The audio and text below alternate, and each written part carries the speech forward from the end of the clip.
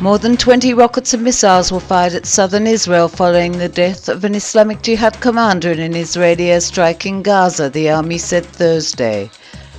On Thursday afternoon, two Qassam rockets exploded in the Eshkol region. No injuries were reported. On Wednesday night, rockets fell in Beersheva, Ashkelon and Ofakim, injuring a 9-month-old baby and setting a vehicle on fire.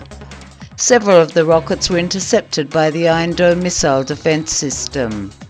In response to the renewed rocket attacks, the Israel Air Force conducted a number of airstrikes in northern and southern Gaza, hitting a smuggling tunnel and a weapons storage facility. 2 Palestinians were killed and over 25 injured in the airstrikes overnight Wednesday, and 3 Palestinians were unaccounted for. A British professor and expert in international law warned the Palestinians against their statehood bid next month at the United Nations. A 7-page document from Guy Goodwin Gill, obtained by Mar news agency, states that an initiative to transfer Palestinian representation from the PLO to a new state will terminate the legal status the PLO has had at the United Nations since 1975. The document asserts that if the Palestinians are recognized as a state, there will no longer be an institution that can represent the rights of all the Palestinian people in the United Nations.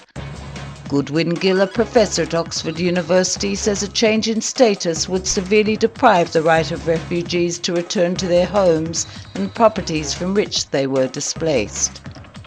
Goodwin Gill was a member of the team that gained a 2004 non-binding ruling by the International Court of Justice that declared the security wall constructed by Israel that straddles the West Bank is illegal. Yasser Othman, Egypt's envoy to the Palestinian territories, said Egypt warned Israel from conducting a large-scale operation in the Gaza Strip. Othman was referring to Israel's response to the terror attack last Thursday near Eilat, in which 8 Israelis were killed. The Egyptian side has felt after the Eilat operation that Israel intends to get revenge, so Egypt sent a strong message to Israel saying it won't allow an operation to take place, Othman said. Tensions between Jerusalem and Cairo continue, he said, noting that Egypt still expects Israel to apologize for the events after last week's terror attack in which Egyptian soldiers were killed. Statements of regret issued by Defense Minister Ehud Barak and President Shimon Peres are inadequate, he said. We want a clear, strong apology and a pledge not to repeat such acts in the future, he declared. Iran sued Russia in the International Court of Justice over its refusal to supply S-300 missile systems, an Iranian diplomat said. The two countries signed a contract in 2007 requiring Russia to provide Iran with at least 5 S-300 systems. Russia has said it's unable to deliver the systems because of the UN Security Council sanctions preventing the sales to the Islamic Republic. Legally, we believe the shipment of S-300 systems is not subject to the UN Security Council resolution, so we filed our lawsuit hoping the International Court ruling would help Russia carry out the supplies, said Mahmoud Reza Sajadi, Iran's ambassador to Russia, said at a news conference in Moscow.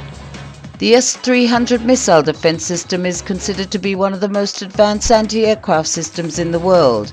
It has the ability to track 100 targets simultaneously while engaging 12. The Bank of Israel updated its annual inflation forecast for the next 12 months to 2.5%. The move followed a period where the inflation rate exceeded the government target of 1.3%, and after the consumer price index in July dropped to 0.3%. The inflation rate in July was initially placed at 3.8% but was later reduced to 2.9%. Due to the drop in the inflation rate, Bank of Israel Governor Stanley Fischer is expected to reduce the interest rate next week from 3.25% to 3%, in an effort to curb the slowdown and prevent recession. A reduced interest rate may also assist the stock exchange following significant falls in recent weeks.